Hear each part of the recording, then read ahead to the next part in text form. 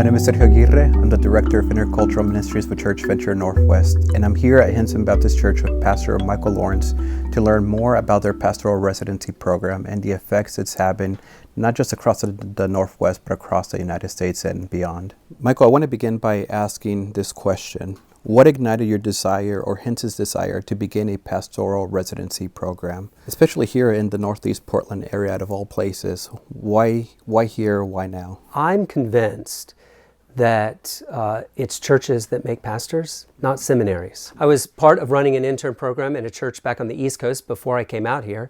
And when Hinson called me, they asked me to bring that program with me. It took a couple of years. I didn't think we should start it right away. And the elders actually asked me to get it going sooner than I thought we should. But we got going in 2012. And our vision is to raise up, or to help raise up, the next generation of pastors for the Pacific Northwest and really around the world. And I don't think we can outsource that to the seminaries. I think local churches should take responsibility for it. What is the goal of the pastoral residency program as you see it? What is it accomplishing, or what problem is it solving? Yeah, so our goal is to help these young guys that sense a call to ministry. Some of them come from inside our congregation and some of them come from the outside. Our goal is to help them really understand what a church is, what it means to be a pastor of a church, how to work with a team of elders in a local church. So we think of it as like ecclesiology boot camp.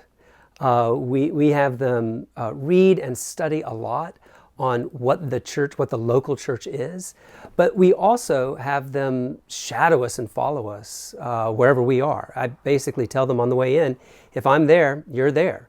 So they're in all the elders meetings and the staff meetings and every wedding and funeral, and they go with us on hospital visits. We want them underfoot so that even as they're studying, they're also seeing it worked out. How are churches across the Northwest being affected through this vital ministry, and how is that being played out across the region and maybe even beyond? I've been amazed and really encouraged by the impact that it's had. We've had, since we started in 2012, we have had 38 guys go through the program.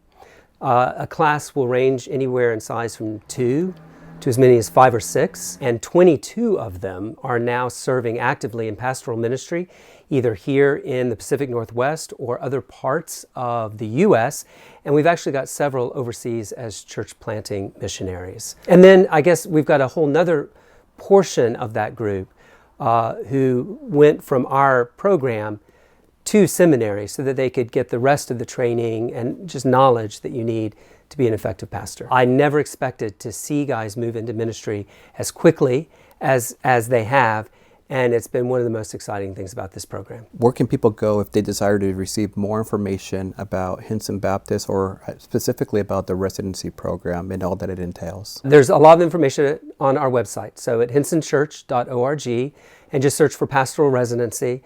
We've got a lot of information about it, as well as an application if anybody's interested in participating. The application process is pretty straightforward. We do generally ask that they have already completed their undergraduate degree, but they don't need to have gone to seminary. In fact, I'd like to get guys before they go to seminary, but we'll take them at any point after their undergraduate.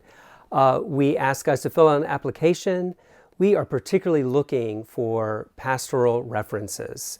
We want to, especially if you're coming from outside our church, we want somebody that's coming to us that another pastor has seen in action and is saying, yeah, this guy should be in ministry. He would be a great fit.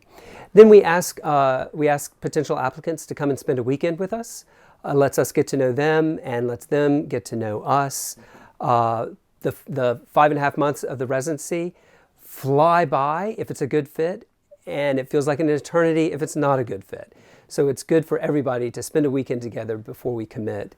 And then we extend invitations to guys in the spring to start in the fall. Michael, what would you say to our churches that you think would be helpful as they begin to explore perhaps what it looks like for them to begin something like this? What are some of the challenges, and maybe how do you challenge our churches to consider what you're doing here at Hinson Baptist Church? You know, the first challenge was convincing the church to invest in people that weren't going to stick around and pay back that investment to Hinson.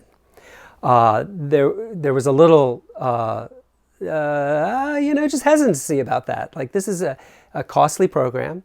We probably spend something like $6,000 to $8,000 per intern in our budget, and so people were questioning what's the return on investment, as it were. But it didn't take long for them to realize what a great thing it was to be a part of investing in guys and sending them out.